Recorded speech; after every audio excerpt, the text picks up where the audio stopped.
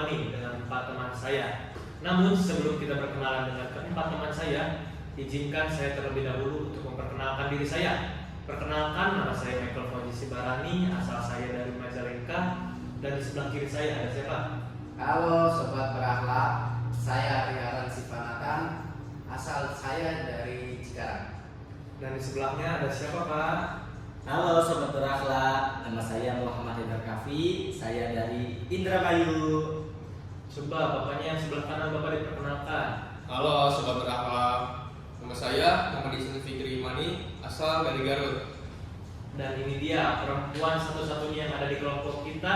Coba diperkenalkan dong Ibu. Hai sobat berakhlak, saya Indah Kusmawardani dari Depok. Oke, jadi sudah lengkap ya perkenalan dari kelompok kita. By the way, kita kumpul di situ membahas apaan? Oke, Pak Ihsan. Jadi kita itu di sini akan membedah tentang berakhlak. Kita itu sering mendengar kata berakhlak, namun kita di lapangannya sering lupa akan poin-poin dari berakhlak tersebut. Di sini saya akan bertanya kepada Bapak Hari yang paling senior. Menurut Pak Hari, poin apa sih yang paling susah diimplementasikan pada saat bekerja? Ya, kalau dibilang sulit ya itu sebenarnya relatif ya. Kita itu ASN sudah wajib dan harus bisa mengimplementasikan semua nilai yang ada di berakhlak itu.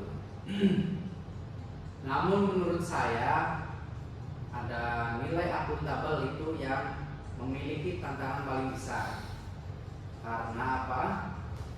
Ini bukan cuma soal laporan keuangan, tapi soal tanggung jawab atas setiap keputusan yang kita ambil.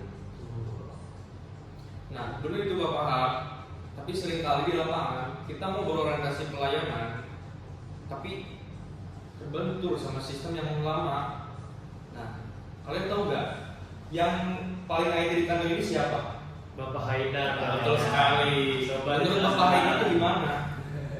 Nah itulah pentingnya poin adaptif, yang dimana sistem sekarang tuh agak kaku, bener nggak? Betul. Nah, yang susah untuk mengikuti zaman atau apalah. Nah makanya disitulah pentingnya poin adaptif, yang dimana kita bisa kompeten nih untuk melaksanakan tugas-tugas kita sebagai ASN. Kita sebagai ASN yang sebagai generasi muda tersebut ini harus inovatif untuk mengikuti zaman, biar tidak tergerus dengan zaman tersebut. Benar nggak? Betul. Tapi ya Bapak Hidayat jangan sampai lupa juga nih. Mau secanggih apapun sistemnya, kalau nilai harmonis di kantor nggak ada ya percuma juga kan. Jadi kalau saya sih ngerasa kalau misalnya suasana kantor lagi nggak enak, mau kerja kolaboratif pun juga susah. Jadi kita harus sama-sama saling menghargai perbedaan dulu nih. Setuju saya sama Ibu Lita. Saya pernah tuh ngerasain seperti itu tuh. Mau kolaboratif sama partner sendiri, tapi partner kitanya kaku, dingin, jadi sulit. Jadi kita itu harus bisa saling membangun dengan partner kita di lapangan.